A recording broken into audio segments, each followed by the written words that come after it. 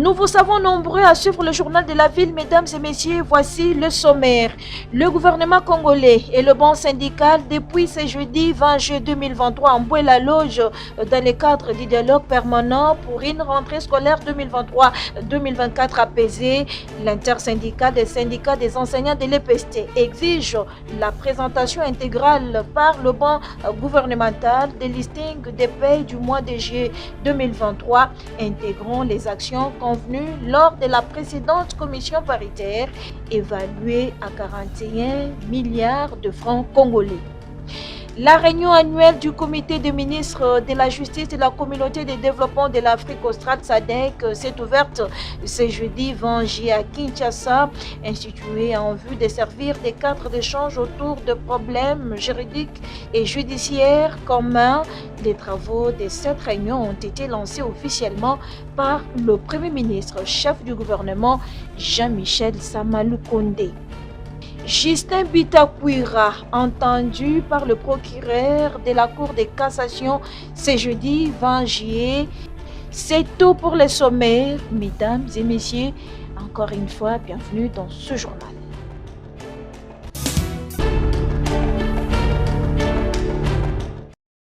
Ouverture officielle ce jeudi 20 juillet 2023 à Kinshasa au fleuve Congo Hotel de la réunion du comité des ministres de la justice de la SADC en présence de l'ambassadeur Joseph Nourris, représentant d'Elias Magossi, secrétaire exécutif de la SADC, qui à l'occasion a félicité les États membres de la SADC pour leur appui constant au secteur juridique qui a aidé le comité à s'acquitter de son mandat conformément au protocole de la SADC sur les affaires juridiques et remercié la ministre d'État, ministre de la Justice et garde de Sceaux, Rose Mutombo Kese, présidente du comité des ministres de la Justice de la SADC, pour son leadership remarquable dans la direction des travaux du comité des ministres de la Justice. Prenons la parole, la présidente du comité des ministres de la justice de la SADC, Rose Mutombo Kese, ministre d'État, ministre de la Justice et garde de Sceaux, s'est apaisantie sur le projet du protocole sur l'emploi et le travail. Vous vous souviendrez que le projet de protocole sur l'emploi et le travail a été élaboré en 2014 et par la suite été retiré lors de la tenue du sommet de 2020 en raison de quelques questions juridiques, économiques et sociales préoccupantes qui ont rendu difficile, voire impossible, son approbation. Il nous incombe donc de veiller à ce que le projet que nous allons examiner aujourd'hui prenne en compte les pertinentes préoccupations exprimées en son temps par des États membres. C'est le Premier ministre, chef du gouvernement, Jean-Michel Sama Lukonde, qui a procédé à l'ouverture de ces travaux tout en souhaitant aux participants que ceci soit l'occasion de réfléchir une fois de plus et à fond sur la mise en œuvre et la concrétisation de l'intégration dans le secteur de la justice. Il m'a été rapporté que vos travaux vont également porter sur la mise en place d'autres instances de règlement des différends entre les États membres de la SADC. La résolution pacifique des différends, comme on le sait, est un pilier fondamental de la stabilité et de l'unité régionale. En renforçant nos mécanismes de règlement des différends, nous consolidons notre engagement en faveur de la paix, de la sécurité et de la coopération entre nos États.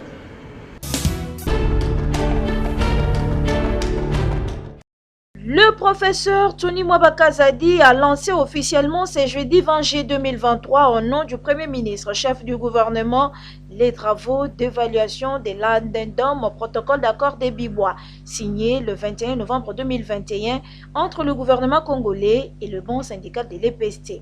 Comme à l'accoutumée, cela a eu lieu dans la salle de réunion de Mbouela-Loge à Kisantu, dans le territoire de Madimba, province du Congo central.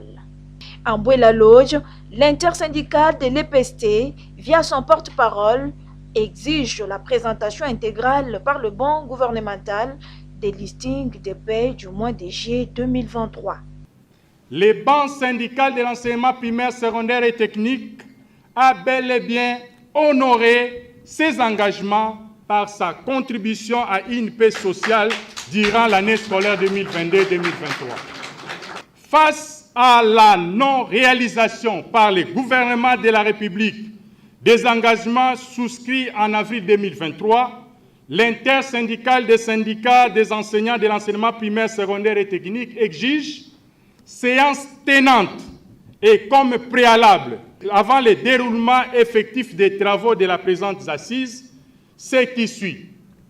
La présentation par les banques gouvernementales des listings de paye du mois de juillet 2023. En présence du conseiller spécial du chef de l'État en charge de l'éducation, du secrétaire général du budget, représentant personnel du ministre d'État en charge du budget et du secrétaire général à l'EPST, le professeur Tony Mwabakazadi a ouvert la cérémonie de ces travaux tout en souhaitant la bienvenue à tous. Pour garantir une rentrée scolaire apaisée, nous sommes obligés, et comme c'est devenu une habitude, je l'ai dit, de nous retrouver pour faire l'évaluation. Et dans cette évaluation, il y a une question qui vous intéresse le plus, c'est les engagements que le gouvernement avait pris en faveur du corps enseignant que vous représentez ici. Je sais que beaucoup d'enseignants que vous représentez ici sont à l'écoute, ils sont en train de suivre de près pour savoir qu'est-ce qui résultera de cette rencontre. Il y va là même de votre crédibilité aussi à la base. La République démocratique du Congo, déjà prête pour accueillir les athlètes qui viennent du monde entier afin de participer au 9e Jeux de la francophonie qui se tiendront du 28 juillet au 6 août 2023. Pour se rendre compte du déroulement des petits travaux de finition, une délégation composée du vice-premier ministre, ministre des Affaires étrangères, du ministre des Sports et Loisirs, du ministre de la Communication et Médias, du directeur du Comité national des Jeux de la francophonie, ainsi que les diplomates de quelques pays qui prendront part à ces Jeux, a visité quelques sites choisis pour l'organisation de ces Jeux de la francophonie ce jeudi 20 juillet. La visite a débuté au stade des Martyrs en passant par le stade Tata Raphaël où ils ont visité un grand réfectoire climatisé déjà fini, des centres de santé et l'un des gymnastes. Arrivé au site de l'Unikin, cette délégation a visité la grande piscine réhabilitée, les terrains annexes pour les entraînements des athlètes, pour finir dans les chambres où dorment déjà quelques athlètes sur place. Une précision, l'eau et l'électricité est assurée 5 sur 5. L'eau coule dans tous les robinets et dans les toilettes. Ici aussi, un réfectoire bien équipé est déjà utilisé par les athlètes. Le ministre de la Communication et Médias, Patrick Mouyaya Katembwe, nous fait le point. Nous sommes à 3 jours, nous sommes venus ici par exemple sur le site de l'Unikin.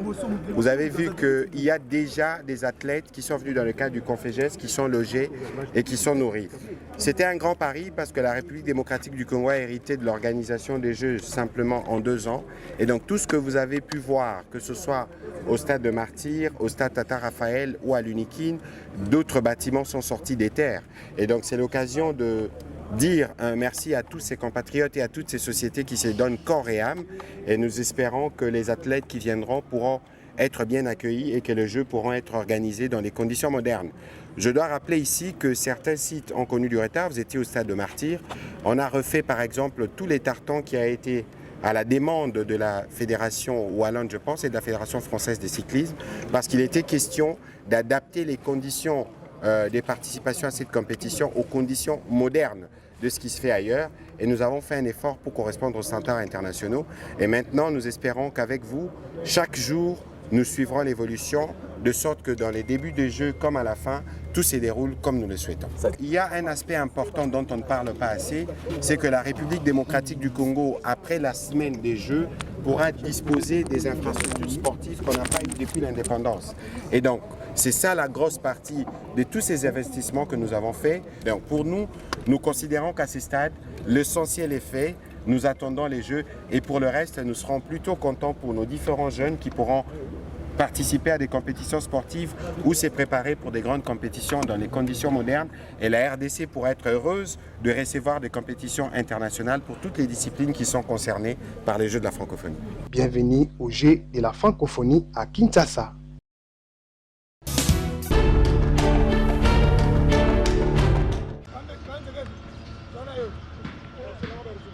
L'équipe nationale d'athlétisme retenue pour le 9e jeu de la francophonie qui se tiendront à Kinshasa, capitale de la RDC, s'entraîne sans relâche au terrain annexe du stade des Martyrs dans le but de donner aux Congolais la victoire. Dirigée par le directeur technique national Hugues Mafo, cette équipe est composée de plusieurs athlètes venus de plusieurs provinces de la RDC ainsi que de l'extérieur du pays. Pour les coachs, ces entraînements ont pour but de concevoir la médaille d'or obtenue en Abidjan et rafler d'autres. En tant qu'entraîneur, il faut tout ça pour que tout mes résultats soient bien. Président de la République ACP. Alors, le Cola déjà tous la médaille, moko déjà na jeu à francophonie. C'est-à-dire, oyo ils ont mboka na biso. C'est-à-dire, tokozanga vraiment que ça là eloko ya bien. Tout ça eloko moko ya bien. Les Congolais, ils doivent attendre quand même les médailles. Que nous sommes là, nous techniciens, nous avons déjà fait notre travail. Maintenant, nous attendons aux athlètes qui soient en forme ces jours-là, les jours de la compétition, pour arracher les médailles. Les athlètes de leur côté se disent prêts à mouiller les maillots pour une victoire finale. On est là, on est prêt déjà pour la compétition. On est sûr qu'on va faire des performances qui vont vraiment exalter tout le pays. Et tout ce qu'on demande, c'est le soutien du pays. C'est chez nous. Et on ne doit pas baisser les bras, nous devons mouiller le maillot, donner le meilleur. Il y a Bissomoko, Boka et Togo. C'est une opportunité, le jeu de la francophonie est arrivé chez nous. Je viens de Goma, nous rassurons la RDC que c'est très bien préparé et les médailles doivent être gagnées. Les responsables de l'athlétisme ainsi que les athlètes invitent la population congolaise à venir nombreuse assister à leurs prestations durant le 9e jeu de la francophonie dont le lancement se tiendra le 28 juillet 2023 à Kinshasa.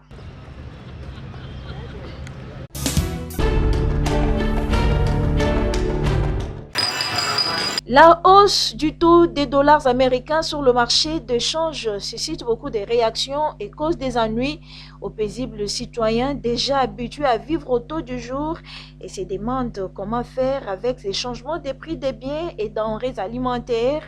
Pour ces tailleurs trouvés au quartier Kiba dans la commune d'Engaliema en plein travail, la situation sociale devient intenable avec cette hausse du prix des dollars.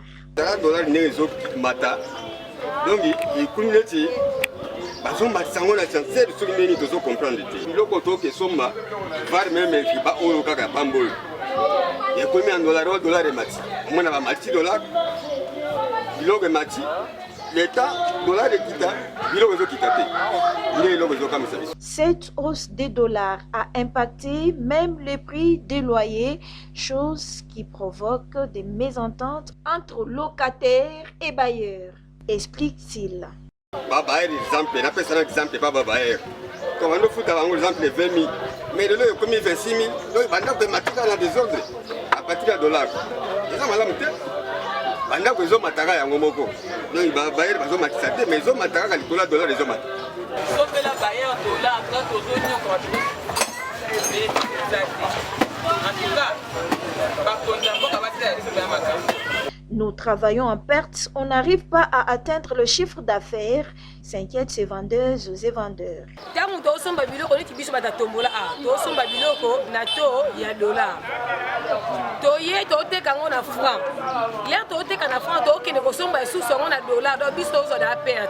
Normalement, na topé à dollar, on doit comprendre. On te dollar est à maintenant 23, à 24, et mon dans un tonne. Bah, quand on mboka ba sunga biso. Pourtant, on bango bazo ba dollar ezo mataboy. Biso ba petit peuple c'est boto nyo kwama. Na posa, mokonza mboka. Alobela biso likambo oyo po. Biso dollar o eza ya mboka na biso te. biso tosalelaka franc congolais toza na besoin tosalela franc congolais tolingi susu dollar te tala lokwa na braza Congo Brazzaville basalelaka kaka mbongo na bango franc CFA mpona nini biso tokosalela mbongo na biso te ya franc congolais kaka dollar. Que les autorités puissent trouver solution, demande la population.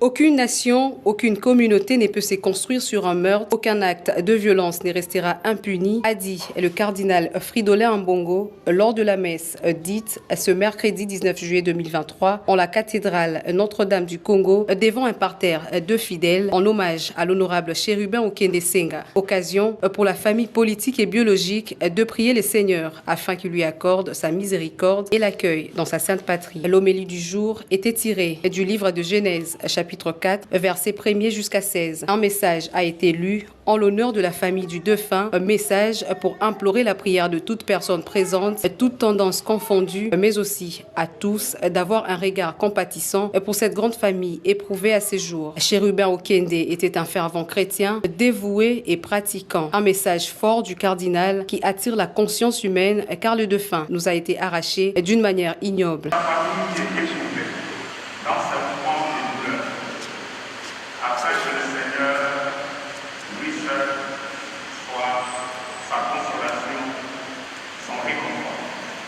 Voir un père de famille et un haut responsable dans ce pays être abattu d'une manière aussi ignominieuse que lâche fait froid.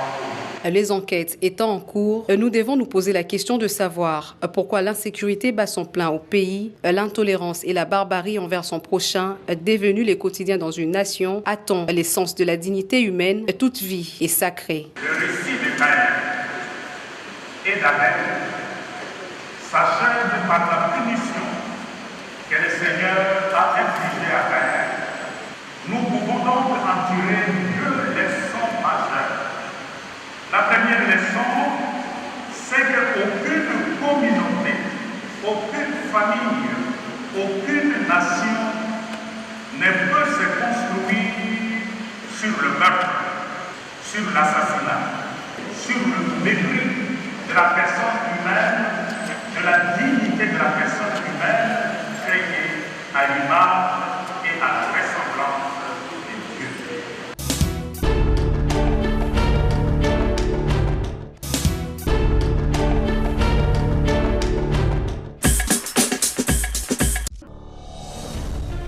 Ainsi s'achève cette édition du Journal de la Ville. Mesdames et messieurs, merci de l'avoir suivi. Le prochain rendez-vous est fixé pour ce samedi avec le même plaisir.